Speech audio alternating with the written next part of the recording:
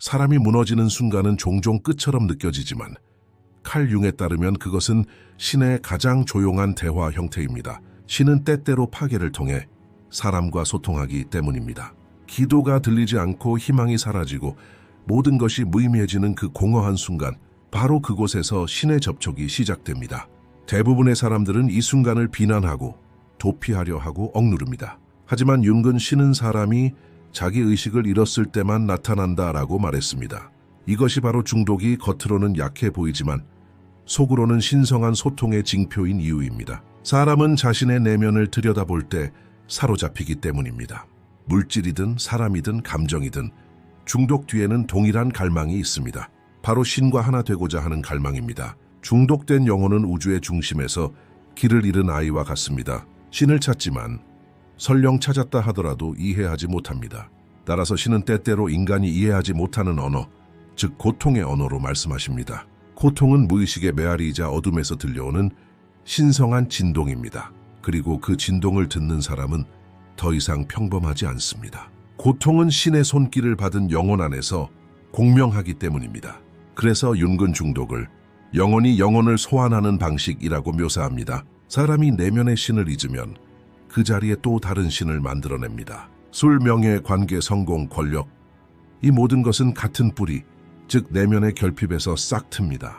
하지만 신은 이러한 거짓된 사원들을 파괴하지 않고서는 자신을 드러내지 않습니다. 당신은 무언가를 잃어야만 합니다.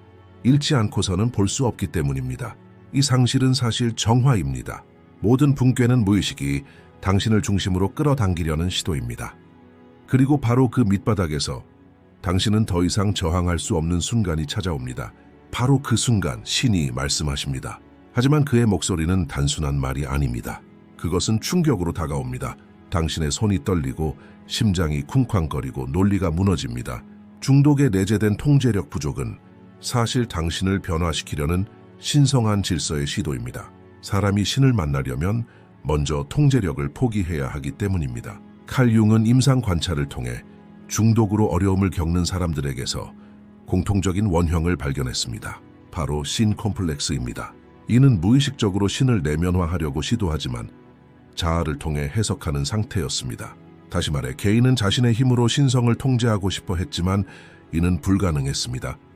신은 의식적으로 통제될 수 없고 오직 항복을 통해서만 느낄 수 있기 때문입니다. 따라서 의존적인 개인은 본질적으로 신을 통제하려는 영혼입니다. 저항할수록 더 깊이 빠져듭니다. 신의 법칙에 따르면 항복 없이는 구원이 불가능하기 때문입니다.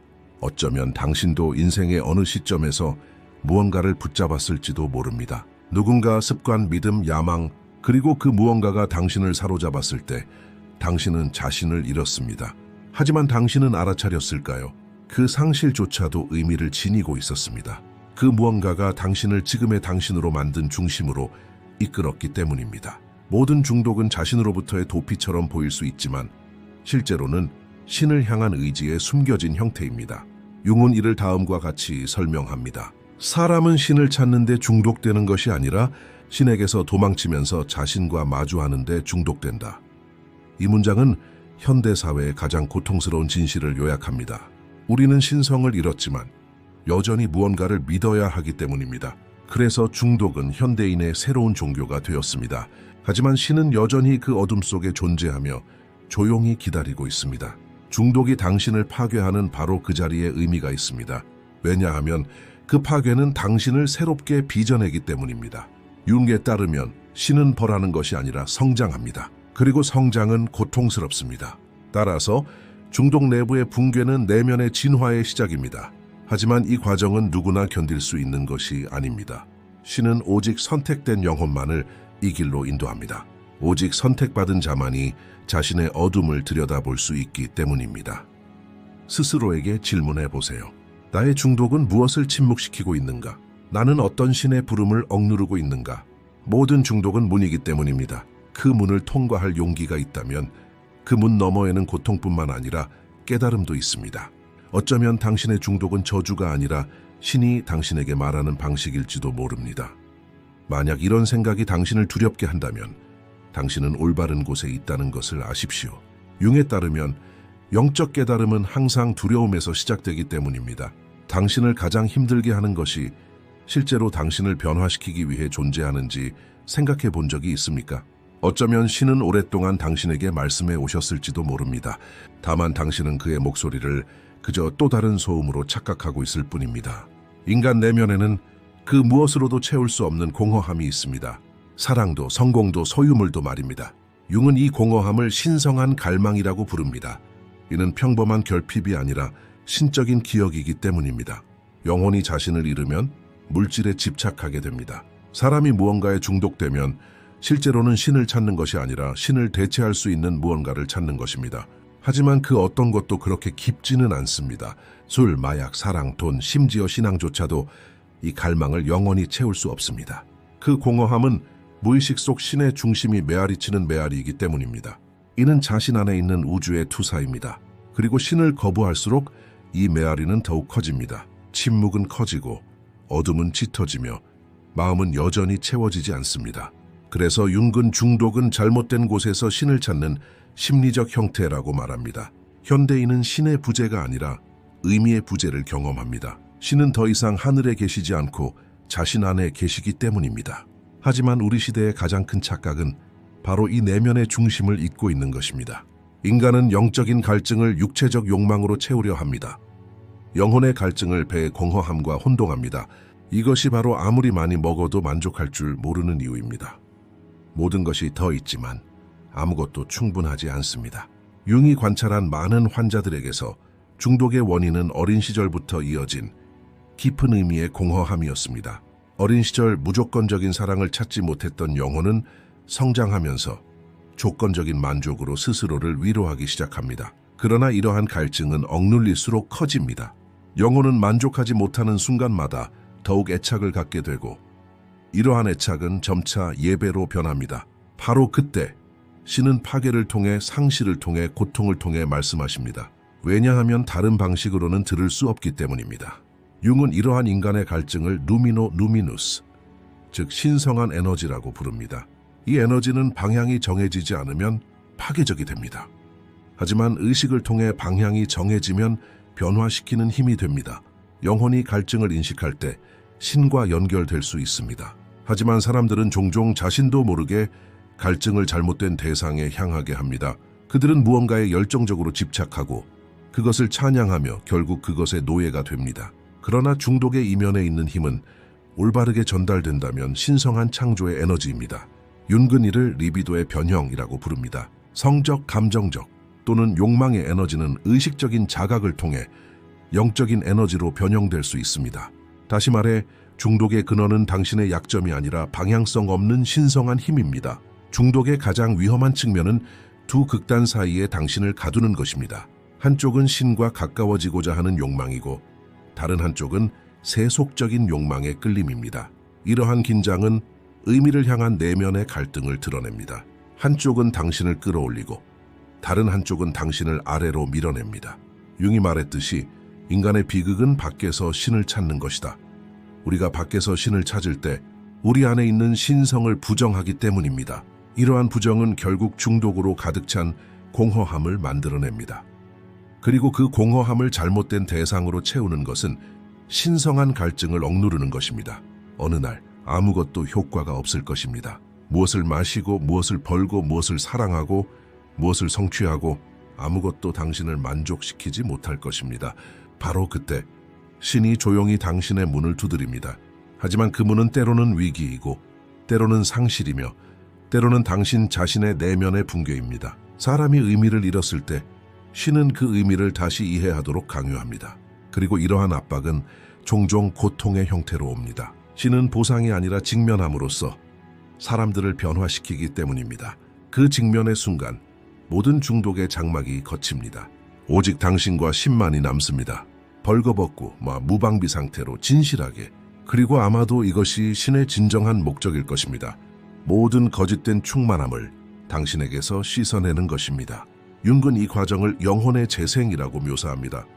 중독으로 인해 생긴 공허함은 사실 재생을 위한 자궁의 입구입니다. 하지만 이러한 탄생은 고통스럽습니다.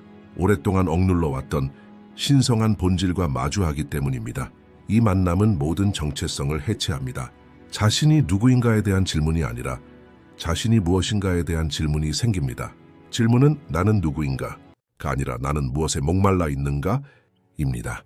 그리고 바로 그 순간 하나님께서 당신에게 말씀하십니다. 말이 아니라 감정, 위기, 그리고 상실을 통해 말입니다.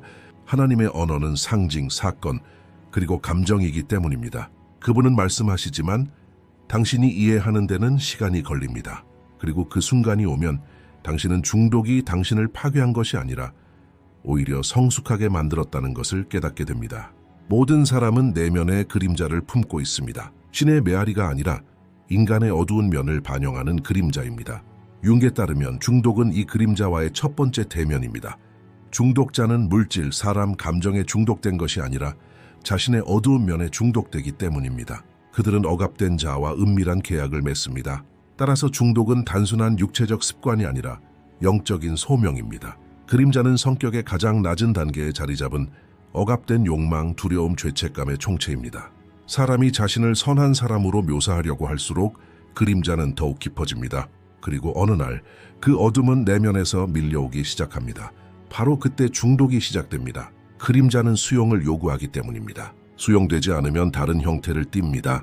때로는 분노, 때로는 통제에 대한 강박관념, 때로는 파괴적인 사랑으로 변합니다. 융은 이를 다음과 같이 설명합니다. 자신을 모르는 사람은 자신의 어둠의 노예입니다. 사람은 술을 끊을 때가 아니라 자신의 그림자를 바라볼 때 치유되기 시작합니다. 중독은 그림자와의 타협에 실패한 것이기 때문입니다. 사람이 내면의 공허함을 물질적인 것으로 채우려 할 때 실제로는 자신의 어둠으로부터 도망치는 것입니다. 하지만 그림자는 달아날수록 커집니다. 마치 억압된 아이가 사랑받지 못하면 울부짖는 것처럼 말입니다. 모든 억압된 감정은 결국 중독의 형태로 되돌아옵니다. 융의 내담자 중 한 명은 수년간 자제력을 유지해 온 사람이었습니다. 그는 성공적이고 질서 정연하며 흠잡을 데 없는 성격을 가지고 있었습니다. 그럼에도 불구하고 그는 매일 밤 몰래 술을 마셨습니다. 오랜 시간 그와 상담한 후 융은 이렇게 결론지었습니다. 그가 마신 것은 술이 아니라 억압된 분노였습니다. 그림자가 억압되면 다른 방식으로 표현되기 때문입니다. 그렇기 때문에 신은 때때로 중독을 통해 당신에게 자신의 그림자를 소개합니다. 이것은 처벌이 아니라 소명입니다. 신은 당신을 그림자를 억압하는 길로 인도하는 것이 아니라 그것을 통합하는 길로 인도합니다. 그림자를 거부하는 사람은 둘로 나뉩니다. 하나는 거짓된 선한 자아이고 다른 하나는 억압된 어둠입니다. 그러나 신은 오직 통합된 영혼에게만 말씀하십니다. 융은 이를 개성화 과정이라고 설명합니다. 사람은 자신의 그림자와 평화롭게 지내지 않고서는 신을 온전히 이해할 수 없습니다. 신의 빛은 어둠을 통과하지 않고서는 느낄 수 없기 때문입니다. 그림자와 마주하는 것은 마치 자신의 지옥으로 내려가는 것과 같습니다. 하지만 융이 말했듯이 자신의 지옥으로 내려가지 않은 자는 결코 천국의 맛을 알 수 없을 것이다. 이러한 대면 과정에서 자아는 산산이 조각나고 정체성은 해체됩니다. 더 이상 예전처럼 행동할 수 없습니다. 그림자와 마주하면 거짓 자아가 해체되기 때문입니다. 여기에 중독에 변화시키는 힘이 있습니다. 그것은 당신의 가면을 벗겨냅니다. 당신은 더 이상 거짓말을 할 수 없을 만큼 벌거벗은 채로 남습니다. 모든 것이 드러납니다. 그림자는 당신을 태우지만 또한 정화합니다. 융이 관찰한 많은 사례에서 중독으로 고통받는 사람들의 삶에서 재탄생의 과정이 시작됩니다. 그들이 자신의 어둠을 인식함에 따라 그들 안에서 일종의 신성한 균형이 일어납니다. 그림자와 마주하는 사람은 이제 빛을 받을 자격이 있기 때문입니다. 중독으로부터의 자유는 그림자를 파괴하는 것이 아니라 그림자를 이해하는 것입니다. 그림자는 당신의 적이 아니라 당신의 불완전한 반쪽이기 때문입니다. 그림자는 당신을 완전하게 하려고 합니다. 융은 이를 다음과 같이 요약합니다. 빛은 어둠에서 태어난다. 따라서 중독을 적이 아니라 안내자로 여겨야 합니다. 중독은 당신을 진정한 당신으로 만들어줄 중심으로 이끌어줍니다. 신은 당신의 그림자를 통해 자신의 내면을 들여다보라라고 말씀하십니다. 하지만 이러한 시선은 쉽지 않습니다. 그림자 안에는 수치심, 분노, 질투, 억압된 욕망, 그리고 숨겨진 두려움이 있습니다. 하지만 그것들을 들여다보면 그것들은 당신을 자유롭게 합니다. 그렇다면 당신은 그림자 속에 무엇을 숨기고 있을까요? 어쩌면 용서할 수 없는 누군가, 어쩌면 말할 수 없는 진실, 어쩌면 사랑할 수 없는 자신일지도 모릅니다. 그림자에 맞서는 것은 신에게 말하는 것과 같지만 침묵은 말로 표현할 수 없습니다. 그리고 그 침묵 속에서 당신은 중독의 의미를 이해하기 시작합니다. 왜냐하면 이제 당신은 알기 때문입니다. 당신을 파괴하는 것이 당신을 치유하기 위해 존재한다는 것을. 융은 이 진실을 이렇게 요약합니다. 자신의 그림자를 받아들일 때 신의 자비를 느낀다. 어쩌면 중독은 신의 자비의 어두운 형태일지도 모릅니다. 어둠 속을 들여다보는 것을 두려워하지 마십시오. 당신뿐만 아니라 하나님도 거기에 계십니다. 그분은 당신을 지켜보시며 당신이 자신을 깨닫기를 인내심 있게 기다리십니다. 어쩌면 이 모든 일 동안 하나님은 아무 말씀도 하지 않으셨을지도 모릅니다. 당신의 침묵 속에서 말씀하셨기 때문입니다. 어둠 속으로 들어가십시오. 두려워하지 마십시오. 그곳에서 당신은 당신을 심판하는 하나님이 아니라 당신이 이해하기를 원하시는 하나님을 발견하게 될 것입니다. 융은 영혼이 변화하기 전 거치는 가장 어두운 단계를 니그레도 닝레도라고 불렀습니다. 이 단어는 연금술에서 어둠을 의미합니다. 사람이 다시 태어나기 전에 먼저 타들어가야 하기 때문입니다. 중독, 우울증, 상실 또는 내면의 붕괴 아래에는 동일한 과정이 있습니다. 바로 당신을 변화시키려는 신의 작용입니다. 하지만 이 작용은 표면적으로는 파괴처럼 느껴집니다. 신이 당신을 변화시키기 전에 당신을 해체시키기 때문입니다. 모든 것이 사라지고 모든 것이 해체되고 아무것도 의미가 없게 됩니다. 그리고 당신은 이전에 의미를 부여했던 모든 것에서 소외됩니다. 이 단계에서 사람은 일반적으로 공허함과 두려움 두 가지를 경험합니다. 하지만 융에 따르면 이 공허함은 사실 새로운 자아의 자궁입니다. 따라서 니그레도는 영적 죽음이 아니라 영적 탄생의 시작입니다. 많은 사람들이 이 단계에서 신으로부터 멀어졌다고 생각하지만 실제로는 신과 가장 가까워지는 시점입니다. 신은 사람의 모든 방어선이 무너질 때 말씀하십니다. 그 침묵 속에서 모든 거짓 정체성은 하나씩 벗겨집니다. 성공도 지위도 타인의 사랑도 더 이상 당신을 정의할 수 없습니다. 오직 당신만이 남습니다. 벌거벗고 취약하지만 진실합니다. 융은 이 순간을 영혼의 벌거벗음이라고 부릅니다. 이 시점에서 사람은 바닥으로 가라앉거나 신의 부르심을 듣게 됩니다. 모든 위기는 선택이기 때문입니다. 소멸이냐 변형이냐 중독도 같은 딜레마를 안고 있습니다. 중독을 버리려고 노력함으로써 사람은 실제로 신에게 더 가까이 다가갑니다. 중독은 신이 대체한 거짓된 중심이기 때문입니다. 그것을 잃으면 공허함을 느끼지만 그 공허함은 신의 목소리입니다. 융은 사람은 오직 자신의 중심이 공허할 때만 신을 만난다 라고 말합니다. 충만함은 감각을 마비시키고 공허함은 깨어나기 때문입니다. 그렇기 때문에 니그레도 닝레도 단계는 두렵고 동시에 신성합니다. 신이 당신을 부르지만 당신은 이해하지 못하고 이해하고 싶어 하지 않는 침묵입니다. 하지만 이 침묵 속에는 새로운 삶의 씨앗이라는 진동이 있습니다. 변형의 문턱에서 사람은 옛자아를 잃습니다. 그 옛 나는 더 이상 쓸모가 없습니다. 당신을 이 순간으로 이끌어준 나는 이제 껍데기에 불과하기 때문입니다. 융이 말했듯이 영혼은 더 이상 옛 모습으로 살 수 없습니다. 그렇기 때문에 신은 당신을 위기에 빠뜨립니다. 이 충격은 때로는 상실이고 때로는 질병이며 때로는 내면의 피로입니다. 하지만 어떤 경우든 그것은 같은 목적을 위해 존재합니다. 바로 당신을 깨우는 것입니다. 그리고 당신이 그 깨달음의 고통을 겪는 동안 신은 침묵합니다. 시험 시간에는 선생님이 아무 말도 하지 않기 때문입니다. 그는 당신을 지켜보고 당신이 자신의 빛을 알아볼 때까지 기다립니다. 이 단계에서 당신의 마음은 끊임없이 탈출구를 찾습니다. 다시는 시작하지 않을 거야 라고 말하지만 반복합니다. 이번에는 다를 거야 라고 말하지만 다시 넘어집니다. 융에 따르면 이러한 반복은 무의식이 당신을 훈련시키는 방식입니다. 깨달을 때까지 같은 실수를 반복해야 하기 때문입니다. 신은 당신을 벌하는 것이 아니라 가르치는 것입니다. 모든 넘어짐은 깨달음을 가져다 줍니다. 모든 위기는 당신을 중심에 조금 더 가까이 데려다 줍니다. 그리고 어느 날 당신은 더 이상 저항할 수 없게 됩니다. 저항은 신의 일을 늦출 뿐입니다. 그 순간이 오면 항복이 시작됩니다. 그리고 그 항복이 변화의 문턱입니다. 니그레도 닝레도 다음 단계는 알베도, 즉 하얗게 되는 단계입니다. 이 순간 영혼이 다시 빛을 기억하기 시작합니다. 하지만 이 빛은 외부에서 오는 것이 아니라 내면에서 솟아납니다. 신이 당신 안에서 불타기 시작했기 때문입니다. 그림자는 더 이상 당신을 두렵게 하지 않습니다. 당신은 그 의미를 알기 때문입니다.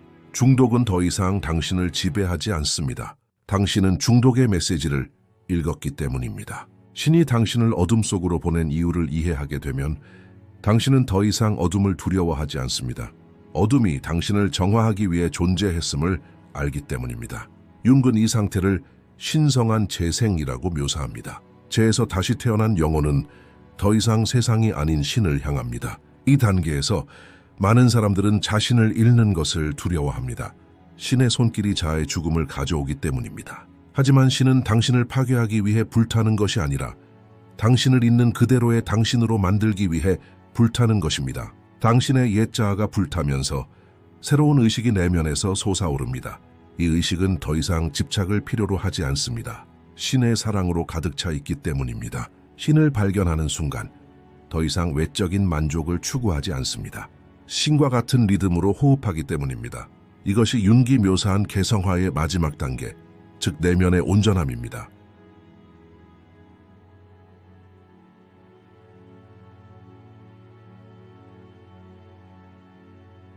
융에 따르면 신은 모든 사람에게 똑같이 나타나지 않습니다. 모든 영혼이 같은 주파수로 진동하는 것은 아니기 때문입니다. 어떤 사람들은 삶의 표면에서 살고 어떤 사람들은 삶의 가장 깊은 틈새에서 방황합니다.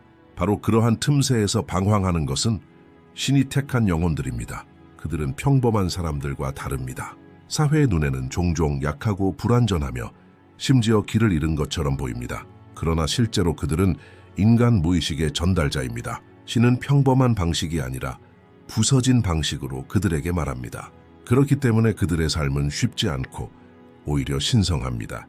신의 손길이 고통 속에서 종종 느껴지기 때문입니다. 융은 그러한 사람들을 영적 운반자라고 불렀습니다. 그들의 임무는 인간의 의식을 확장하고 새로운 차원의 의식을 전달하는 것입니다. 그러나 이러한 임무는 종종 저주처럼 느껴집니다.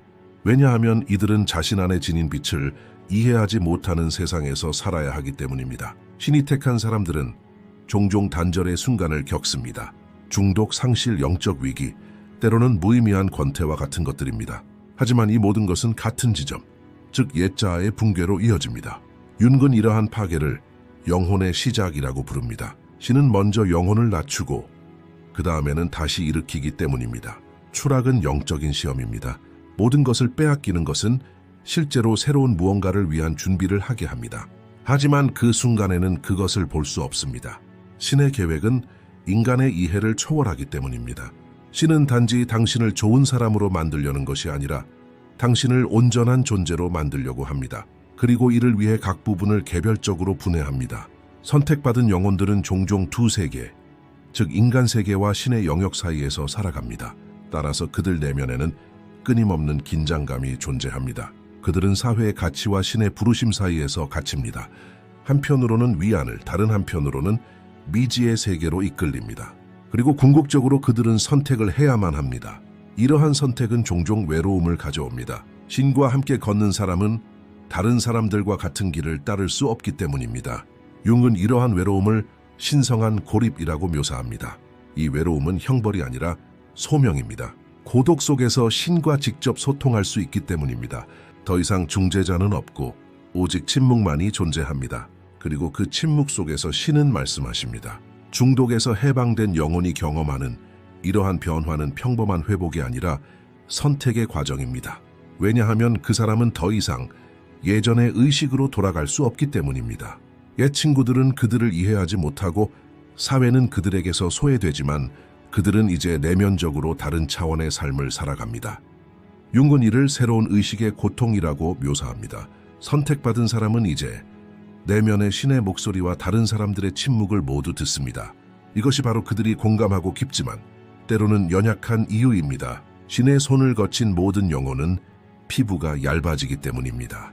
그들은 더 이상 표면적인 어떤 것도 인지할 수 없습니다. 그들은 모든 것의 본질, 모든 말 뒤에 숨겨진 의미를 느낍니다. 그리고 이것이 그들의 짐입니다. 하지만 이 짐은 또한 선물이기도 합니다.